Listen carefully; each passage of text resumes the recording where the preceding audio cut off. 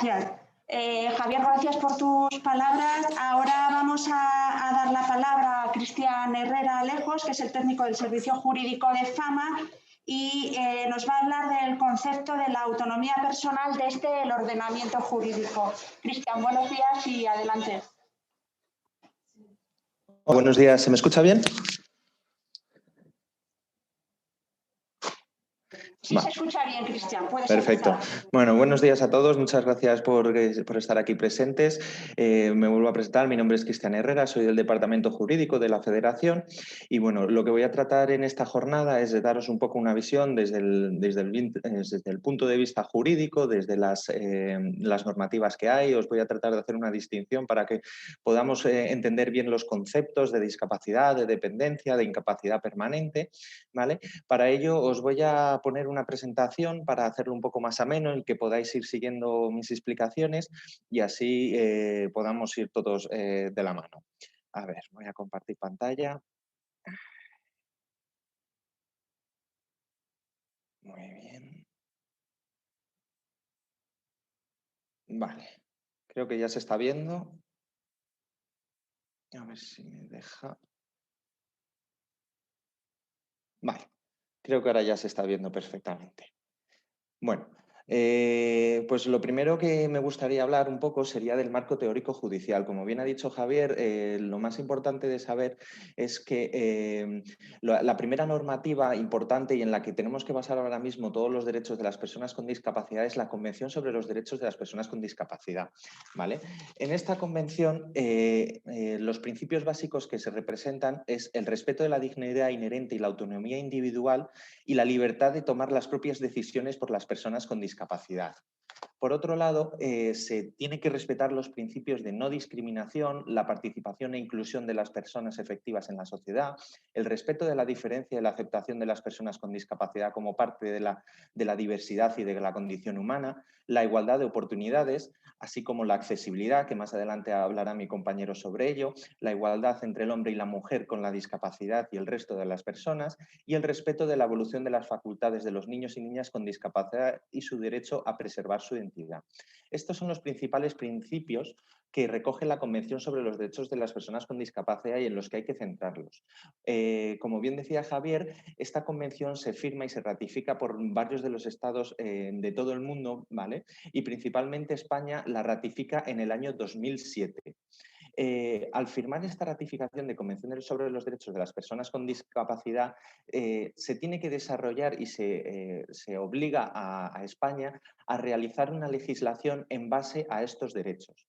Por ello, en el 2013 se crea la Ley General de Personas con Discapacidad y de su inclusión social, la cual se fundamenta y se basa en todos los principios que recoge la Convención y, por otro lado, los desarrolla y los aplica en España. Bien sea el derecho a la vida, puede ser el derecho a la educación, el derecho a la igualdad de oportunidades. Son todo términos que más adelante iremos explicando un poquito, pero que más o menos nos tiene que sonar a todos. Si son derechos que todas las personas con discapacidad tienen que tener garantizados y para ello se crea un Real Decreto Legislativo que es en el que si alguna vez tenéis alguna duda sobre cómo está articulado el sistema de la discapacidad, es en el que tenemos que reflejarnos. Hay otras numerosas normativas que también recogen estos derechos con la discapacidad. Por ejemplo, la Comunidad de Madrid en 1993 ya promulgó la Ley de Promoción de Accesibilidad y Supresión de Barreras Arquitectónicas. En este tema no quiero entrar mucho, ya que luego vendrá Jorge Palomero a explicarles un poco sobre este tema, pero es una de las normas principales que tiene la Comunidad de Madrid para defender los derechos de accesibilidad en lugares públicos, en viviendas, en la calle, en todos los aspectos, en las tiendas, para poder garantizar la accesibilidad y la entrada a la vida cotidiana de las personas con discapacidad. Otra ley que es muy importante es la Ley de la Promoción de la Autonomía Personal y la Atención a las Personas en Situación de Dependencia. Por supuesto, esta ley es importantísima, se promulgó en 2006 y consolida los principios básicos de la dependencia para las personas que tienen, bueno, para las personas que se les reconocerá después esa situación de dependencia. Por último, me gustaría hacer hincapié en que el Boletín Oficial del Estado establece un código de la discapacidad, ¿vale? En este código de la discapacidad podéis consultar todas las normativas y cómo afecta a estas normativas la discapacidad, en qué aspectos han podido generar alguna influencia, dónde se ve reflejado. Tenéis una lista de numerosas normativas en las cuales vais a poder consultar y, por ejemplo, está el Código Civil, el Código Penal, la Ley de la General de la Seguridad Social, la Ley de Enjuiciamiento Civil y, por supuesto, la Ley de Asistencia Jurídica Gratuita, que es un aspecto que hablaremos un poco más adelante, pero por el hecho de tener reconocida una discapacidad, las personas tienen acceso a un abogado de oficio y a la justicia gratuita. A continuación, me gustaría hablar un poco de conceptos. Muchas veces cuando nos acuden usuarios a nuestra federación, mezclan los términos de discapacidad, dependencia e incapacidad laboral, ¿vale? Ya que la discapacidad, la dependencia y la incapacidad laboral no es lo mismo, pero muchas veces te dicen, me han reconocido un grado 1, o le dices, ¿tienes discapacidad? Y te contestan, sí, tengo un grado 1, tengo un grado 2, y te mezclan aspectos, o te dicen, ¿tiene usted reconocida discapacidad? Y te dicen, sí, tengo una total. Entonces, creemos que hay mucha equivocación en términos a nivel de discapacidad, dependencia e incapacidad laboral, en los cuales hay que hacer una clara distinción. La discapacidad y la dependencia la reconoce la Comunidad de Madrid, ¿vale? Ese es el principal motivo. Y la incapacidad laboral la reconoce la Seguridad Social. Entonces, ¿qué entendemos por discapacidad? Es una situación que resulta de la interacción entre las personas con deficiencias previsiblemente permanentes y cualquier tipo de barreras que limiten o impidan su participación plena y efectiva en la sociedad, en igualdad de condiciones con los demás. Quiero también aclarar que la aclaración de conceptos que os voy a realizar es tal y como se recoge en las normativas, ¿vale? Lógicamente hay otro tipo de definiciones que pueden ser más amplias, pero quiero que entendáis cómo están recogidas exactamente en las normativas legales, ¿vale? Se considera que se tiene discapacidad cuando se concede un grado de más del 33%, bueno, del 33 o más porcentaje, ¿vale? Y dependiendo de la movilidad de cada persona, se le deberá hacer una valoración acorde a las tablas establecidas en la ley que anteriormente hemos mencionado y se considera que tienes un baremo positivo o negativo cuando se te dé una puntuación de 7 o más puntos. Luego, la dependencia. Es el estado de carácter permanente en el que se encuentran las personas que, por razones derivadas de la edad, la enfermedad o la discapacidad y ligadas a la falta o pérdida de la autonomía física, mental, intelectual o sensorial, precisan de la atención de otras personas o ayudas importantes para realizar actividades básicas de la vida diaria, o en el caso de las personas con discapacidad intelectual o enfermedad mental, de otros apoyos para su autonomía personal. Hay diferentes tipos de dependencia, ¿vale? Está la dependencia moderada, que sería el grado 1. En este caso sería si necesita apoyo al menos una vez al día o tiene necesidades de apoyo intermitente o limitado para su autonomía personal, y si necesita apoyo al menos una vez al día o tiene necesidades de apoyo intermitente o limitado para su autonomía personal. El segundo tipo de grado 2 sería la dependencia severa. Esta sería si necesita apoyo al menos una vez al día o tiene necesidades de apoyo intermitente o limitado para su autonomía personal. Y por último, la gran dependencia, que sería el grado 3, si necesita ayuda varias veces al día o cuando por su pérdida total o de autonomía precisa el apoyo continuo de otra persona. Por último, entraríamos en la incapacidad laboral. Dentro de la incapacidad laboral tenemos la incapacidad temporal y la incapacidad permanente. La incapacidad temporal es cuando se prevé mejoría, cuando se prevé que hay una cura de lo que pueda suceder. La incapacidad laboral sí que hay que recordar que siempre va a ser derivada de cuando estás trabajando, ¿vale? Va ligada siempre a lo laboral. Es un accidente, una enfermedad que te surge en el desarrollo de tu trabajo directamente, ¿vale? Entonces, ¿qué es una incapacidad permanente? Es una prestación que se reconoce al trabajador cuando, después de haber estado sometido al tratamiento prescrito y haber sufrido el alta médica, presenta reducciones anatómicas o funcionales graves, previsiblemente definitivas, que disminuyan o anulen su capacidad laboral. ¿Vale?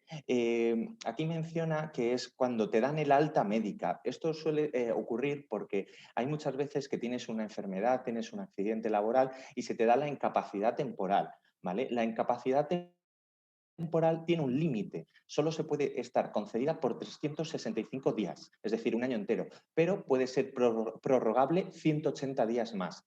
En el caso en que agotemos este tiempo, lo que sucedería es que tendríamos que derivarnos directamente a la incapacidad permanente. Se debería solicitar la incapacidad permanente, ¿vale? Hay diferentes tipos de incapacidad permanente, que sería la parcial, la total, absoluta o gran invalidez, que más adelante trataré de explicar un poquito más claro. Lo que me gustaría ahora es que tuvierais claro algunos conceptos, algunas definiciones que hemos ido hablando y que hay que tener muy en cuenta, ¿vale? Porque muchas veces las hemos oído hablar, pero no tenemos del todo claro qué es lo que significan. Lo primero sería la autonomía personal, que es el respeto de la dignidad inherente, la autonomía individual, incluyendo la libertad de tomar las propias decisiones y la independencia de las personas ante todo, ¿vale? El concepto de autonomía es la capacidad de controlar y afrontar y tomar por propia iniciativa decisiones personales acerca de cómo vivir de acuerdo con las normas y preferencias propias, así como de desarrollar las actividades básicas de la vida diaria. Otro de los aspectos que hay que tener en cuenta es la vida independiente. Es la situación en la que la persona con discapacidad ejerce el poder de decisión sobre su propia existencia y participa activamente en la vida de su comunidad, conforme al derecho al libre desarrollo de cada personalidad. Otro de los aspectos importantes es la accesibilidad universal. Es la condición que debe cumplir los entornos, procesos, bienes, productos y servicios, así como los objetos, instrumentos, herramientas y dispositivos, para ser comprensibles, utilizables y practicables por todas las personas en condiciones de seguridad y comodidad y de la forma más autónoma y natural posible, es decir, como si lo pudiera utilizar cualquier otra persona. Otro de los aspectos importantes es la igualdad de oportunidades. Esta igualdad de oportunidades es la ausencia de toda discriminación, directa o indirecta, por motivo de o por razón de discapacidad, incluida cualquier distinción, exclusión o restricción que tenga el propósito o el efecto de obstaculizar o dejar sin efecto el reconocimiento, goce o ejercicio en igualdad de condiciones de las personas con discapacidad de todos los derechos humanos y libertades fundamentales en los ámbitos político, económico, social, laboral, cultural, es decir, en todos los aspectos de la vida.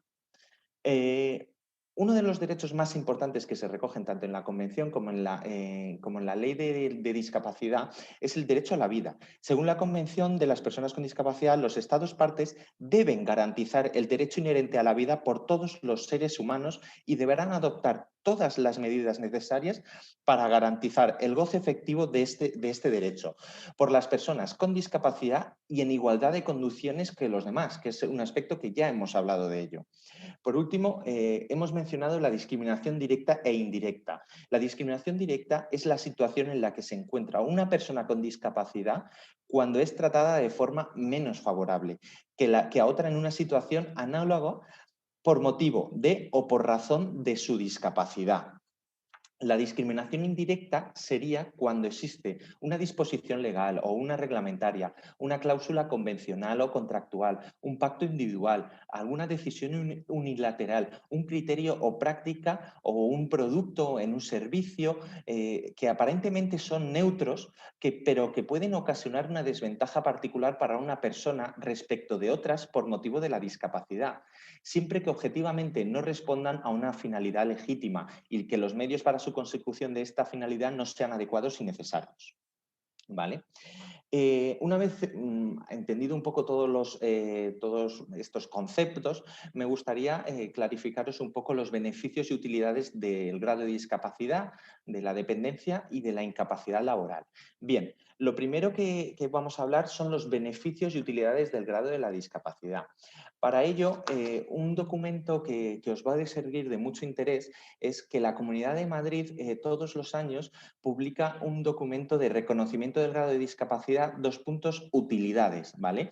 En el mismo os van a recoger enlaces, teléfonos, con todos los tipos de beneficios o utilidades que puede tener el reconocimiento de este grado de discapacidad. Vamos a hablar un poco en general de todas ellas, pero para que podáis entender hasta qué podéis acceder cuando se reconoce este grado de discapacidad. Lo primero, en las prestaciones económicas. Se puede conceder una pensión no contributiva por invalidez. Por el hecho de tener una discapacidad igual al 65%, se te puede conceder directamente una pensión no contributiva. ¿Vale? Luego hay prestaciones sociales y económicas derivadas de anteriores leyes, como la LISMI, que aún están vigentes y hay gente que aún tiene reconocidas estas prestaciones. Por otro lado, hay prestaciones familiares por hijo a cargo, cuando tienes un menor de 18 años con 33% más de discapacidad o cuando hay mayores de 18 años con 65 o más de discapacidad. Hay prestaciones económicas por nacimiento o adopción de hijo a cargo cuando se acredita una discapacidad del 65%, pensiones de orfandad y viudedad para personas con discapacidad. Está también el subsidio de renta activa de inserción y hay otras ayudas individuales como pueden ser las que puede prestar la Comunidad de Madrid, que son las ayudas individuales para el fomento de la autonomía personal, la promoción de la accesibilidad, ayudas individuales para la rehabilitación en las viviendas o unas que han tenido mucho efecto, que son las del Ayuntamiento de Madrid, que es el Plan Rehabilita y el Plan Adapta, que se han realizado para la adaptación de las viviendas y la entrada a las viviendas. Por otro lado, hay una serie de beneficios fiscales, como puede ser en la declaración de la renta en el IRPF, deducciones anticipadas por la persona con discapacidad a cargo, puede haber una reducción de IVA, en la cual se habla de un IVA súper reducido del 4% para la adaptación o adquisición de vehículos a motor destinados al transporte individual de las personas, la adquisición y reparación de silla de ruedas, la adquisición de prótesis, órtesis e implantes internos. También está la exención del impuesto de matriculación. Esto ya también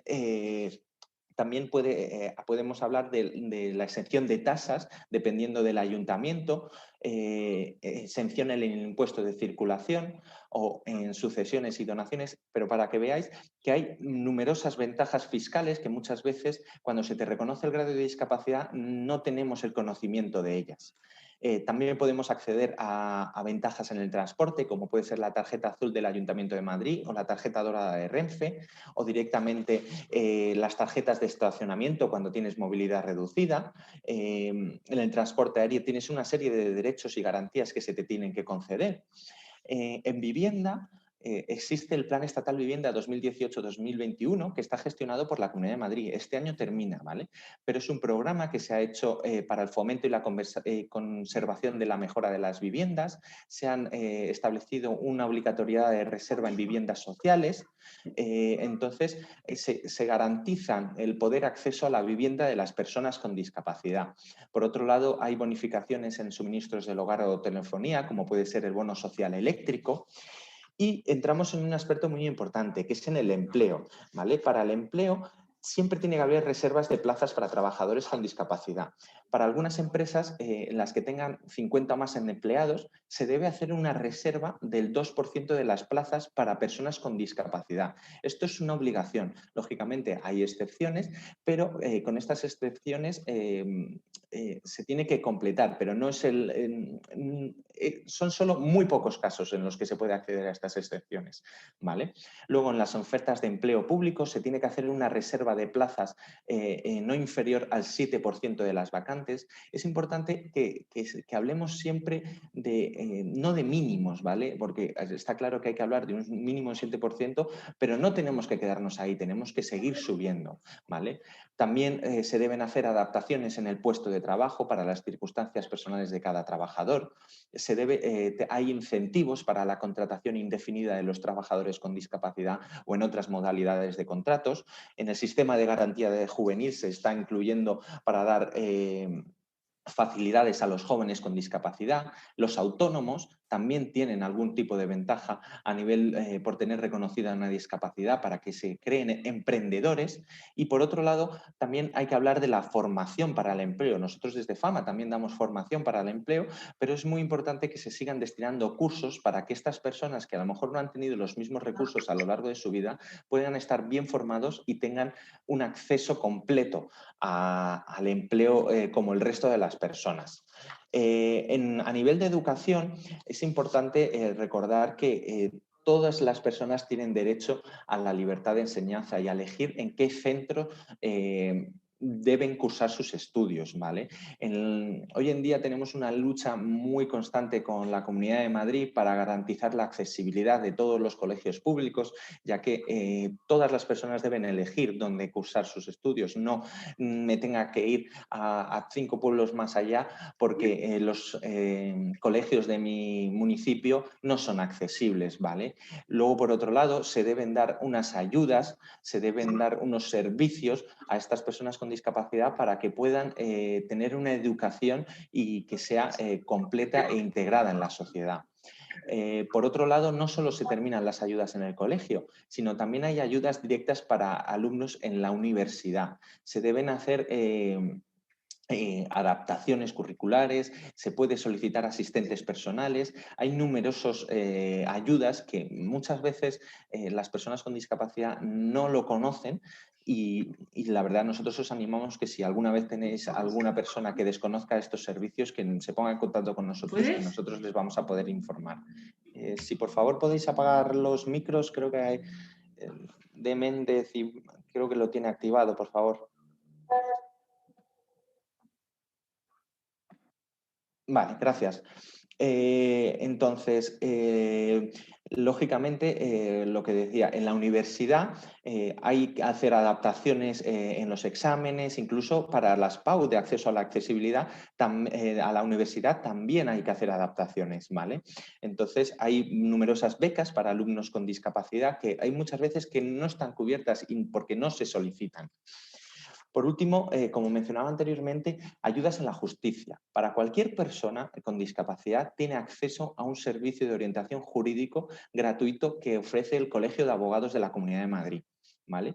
En muchos aspectos de la vida, como puede ser para los procedimientos de lo social, de lo laboral, las personas con discapacidad tienen acceso a un abogado de oficio, solo por el hecho de tener reconocida la discapacidad. Por lo tanto, el Colegio de Abogados ha creado un servicio de orientación jurídico gratuito en concreto para personas con discapacidad. Este se encuentra en la Plaza de los Cubos, en los juzgados de lo social, ¿vale? Se te puede solicitar cita previa.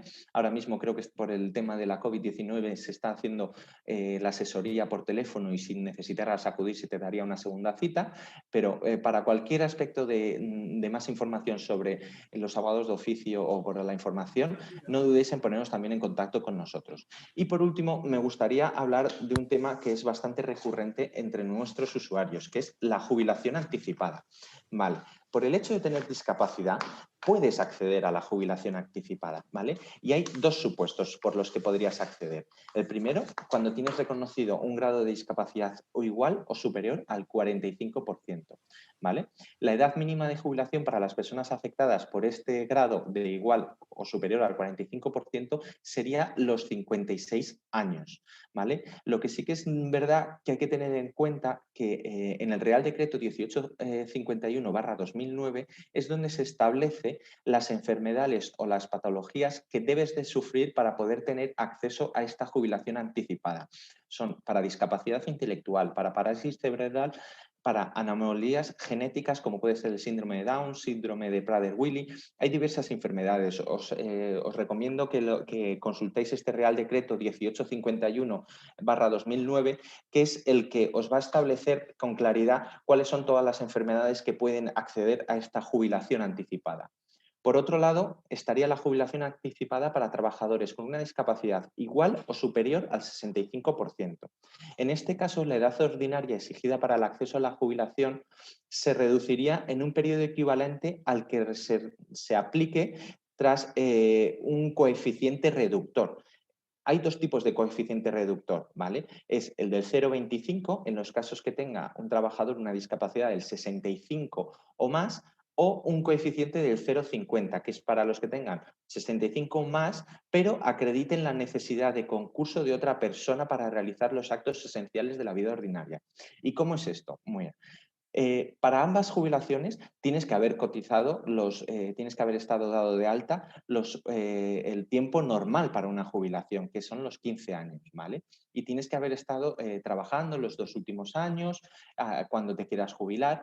Pero, ¿cómo aplicamos el coeficiente reductor en este caso? Bien, pues los años en los que hayas estado trabajando con un 65 o más de discapacidad se te multiplica por este coeficiente, o el 0,25 o el 0,50. Y el resultado que te dé de los años que has tenido trabajando es el que se te resta a los 65 años de jubilación. Siempre el máximo al que vas a poder acceder en esta jubilación anticipada son los 52 años. Otro aspecto importante es, si tienes más del 65% de discapacidad, puedes acceder también a la jubilación anticipada del 45%, porque sería una incongruencia no poder acceder a una que tienes un grado reconocido. Entonces, en estos casos, la más beneficiosa a nivel de tu jubilación anticipada sería la que podrías elegir, ¿vale? Pues estos serían un poco todas las utilidades que tiene el grado de discapacidad, a grosso modo. Lógicamente se puede profundizar mucho más en ellas, pero si tenéis cualquier duda, no dudéis en consultarnos, ¿vale? Ahora, los beneficios y utilidades del grado de dependencia. Bien, el grado de dependencia al final se lleva a cabo a través del programa de atención individualizado, que es el famoso PIA. ¿Vale? En este PIA es cuando te valoran de la dependencia y te establecen el grado 1, 2 o 3, se te establecen las prestaciones y servicios de atención que puedes acceder. Bien, en las prestaciones económicas existen varias, que puede ser la prestación económica vinculada a un servicio, la cual es una prestación económica periódica que contribuye a financiar los gastos del servicio de atención residencial, de atención diurna o de ayuda a domicilio que se establezcan en tu PIA. Luego está la prestación económica para cuidados en el entorno familiar. Se trata de una cuantía económica con carácter excepcional que tiene como finalidad contribuir a los gastos derivados de la atención a la persona en situación de dependencia en su domicilio. Esta suele ser para familiares, no para cuidadores profesionales, suele ser para cuidadores no profesionales. Porque por otro lado estaría la prestación económica de asistencia personal, que se trata de una prestación económica que tiene como finalidad contribuir a la financiación del contrato de una asistencia personal profesional que facilite el acceso tanto a la educación, al trabajo, como a una vida más autónoma de la persona que tiene reconocida la dependencia. ¿Qué servicios de atención se le puede conceder a una persona que tiene reconocida la dependencia? Bien, el primero sería el acceso a residencia para personas mayores en situación de dependencia. Estos ofrecen una vivienda permanente a aquellas que, por su situación sociofamiliar o por sus limitaciones de autonomía personal, no pueden ser atendidas en sus propios domicilios y requieren ser ingresadas en un centro residencial. Por otro lado, están los centros de días para personas mayores en situación de dependencia. Estos centros ofrecen una atención integral durante el día a las personas en situación de dependencia, a los mayores de 60 o a 55 cuando tengas Alzheimer, con el fin de favorecer o mantener el mejor nivel posible de autonomía personal y prestar apoyo a las familias y a sus cuidadores. Por otro lado, está el servicio de ayuda a domicilio. Este servicio lo constituye el conjunto de actuaciones llevadas a cabo en el domicilio de las personas en situación de dependencia, con el fin de atender las necesidades de la vida diaria prestadas por las entidades o empresas que estén acreditadas para esta función. Pueden ser servicios relacionados con la atención personal, tal como el apoyo a la higiene personal, las comidas, la movilización dentro del hogar o el simple acompañamiento, o servicios relacionados con la atención a las necesidades domésticas o del hogar, como puede ser la limpieza, el lavado, la cocina u otros. Eso sí, estos servicios solo podrán prestarse conjuntamente con los anteriores y como máximo podrán suponer un 50% de las horas totales del servicio. Por otro lado, tenemos la teleasistencia. Es un servicio que permite a las personas mayores con discapacidad permanecer de manera independiente el mayor tiempo posible en sus hogares para tener acceso 24 horas a algún servicio, a alguna necesidad, ¿vale? La atención temprana. Este servicio se da para la promoción de la autonomía personal y está dirigido a niños de 0 a 6 años que presenten necesidades especiales. Este es sobre todo para garantizar el control, el seguimiento de los niños pequeños y que se les pueda hacer una detención temprana de esta dependencia o de estas necesidades. ¿Vale? Por último, nos encontramos con los centros para personas con discapacidad. La Comunidad de Madrid dispone de una amplia red de atención para personas con discapacidad que gestiona la Dirección de Atención a Personas con Discapacidad. En ellos están los centros de atención residencial, que proporcionan una atención integral, como alojamiento, manutención, cuidados para la realización. Están los centros de día, que proporcionan habilitación personal, social, rehabilitación y asistencia especializada. Centros ocupacionales, como pueden ser los que son destinados a la atención diurna de personas con discapacidad intelectual que no estén afectadas de forma severa. Y centros especializados, que existen plazas especializadas por circunstancias de las patologías o circunstancias específicas. ¿Vale? Y estos serían un poco las prestaciones y servicios, los beneficios o utilidades que se te pueden conceder por el grado de dependencia, que como decíamos había grado 1, grado 2 y grado 3. Entonces, en función de estos grados, se te puede conceder unos u otros. Por último, quiero hablar de la incapacidad permanente, ¿vale? La incapacidad permanente puede ser, como decíamos anteriormente, parcial, total, absoluta o gran invalidez. En la disminución parcial siempre se reduce una disminución no inferior al 33% del rendimiento de la profesión de las personas, ¿vale? La indemnización serían 24 mensuales dependiendo de la base reguladora que sirvió para la incapacidad temporal, como hemos mencionado anteriormente. En la incapacidad permanente se inhabilita para su profesión habitual, es decir, si tú en el momento que se te incapacita estabas desarrollando actividades de administrativo, pues para funciones administrativas. La cantidad sería el 55% de la base reguladora, el 20% a partir de los 55 años. La absoluta se inhabilitaría al trabajador para toda profesión u oficio, 100% de la base reguladora, y la gran invalidez, la asistencia de las personas cuando requieren para los actos más esenciales de la vida ayuda, y dependerá de si tiene una total o una absoluta. ¿Cómo podemos hacer estas solicitudes? Bien, en la discapacidad tendremos que recurrir a hacer las solicitudes en los centros base. ¿Vale? Hay diferentes formularios en la propia página web de la Comunidad de Madrid. Hay una guía que te especifica los documentos y todas las solicitudes que tienes que presentar. En dependencia debemos acudir a la Dirección General de Atención al Mayor y a la Dependencia. Y en la incapacidad permanente deberemos acudir a la edición provincial del INS. Si ponéis en Google guía de discapacidad, guía de dependencia o cómo solicitar incapacidad permanente, tenéis 3 enlaces que luego pasaré por el chat muy claros para poder hacer estas solicitudes y muy intuitivos. Pero, ¿qué pasa cuando te deniegan esta resolución? Bien, hay 2 posibilidades, o la reclamación previa o la reclamación judicial. Siempre es recomendable agotar la vía previa administrativa, en la cual no precisas ni de abogado ni de procurador, ¿vale? Pero luego está la opción judicial, en la que sí que puedes acceder, sí tienes la obligatoriedad de solicitarlo a través de abogado y procurador y tendrías que ser a través de un procedimiento judicial.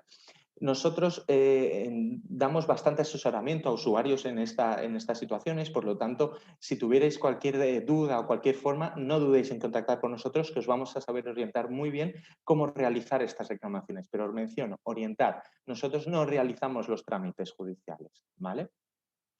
Por último, ¿qué es FAMA? O sea, hay que tener en cuenta que estas entidades sin ánimo de lucro tienen un efecto muy positivo ante las personas. Entonces, nosotros englobamos, como decía Javier, a 48 asociaciones que dan un servicio a más de 217.000 personas. Realizamos acciones informativas de asesoramiento a más de 97.000 personas. Por otro lado, realizamos denuncias de accesibilidad, recibimos denuncias de accesibilidad, para que os hagáis una idea, en la Comunidad de Madrid, 2.360 denuncias de servicios no accesibles, de calles que están inaccesibles. Entonces, realizamos numerosos servicios de atención a las personas con discapacidad.